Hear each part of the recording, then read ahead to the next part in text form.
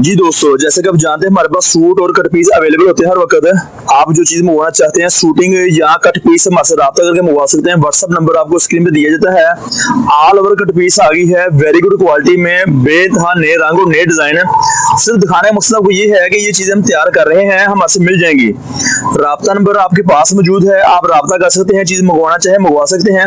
हम अब आपको इसकी फ्रेश कट पीस दिखाएंगे। ये कट पीस है जो हम आपको दिखा रहे हैं इस वक्त। वैसे तो कटिंग इसकी 1 गज से लेकर 2 गज तक होती है, पर इसमें बाज़ औक़ात हमारे पास बड़े पीस भी आ जाते हैं। 2.5 गज का 3 गज का भी पीस आ जाता है किसी वक्त।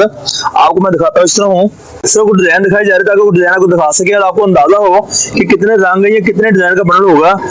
बंडल में तकरीबन 100 गज कपड़ा होता है, यकीनन 100 गज, और डिजाइन 6, 7, 8 डिजाइन होते हैं ताकि आपका 2, 3 सूट हो कोई इशू हो, आपको सूट बनाने में कोई तंगी परेशानी ना हो किसी किस्म की। ये ले काफी सारे खूबसूरत डिजाइन है, रंग न्यू बिल्कुल फ्रेश नया वालीम आ गया है।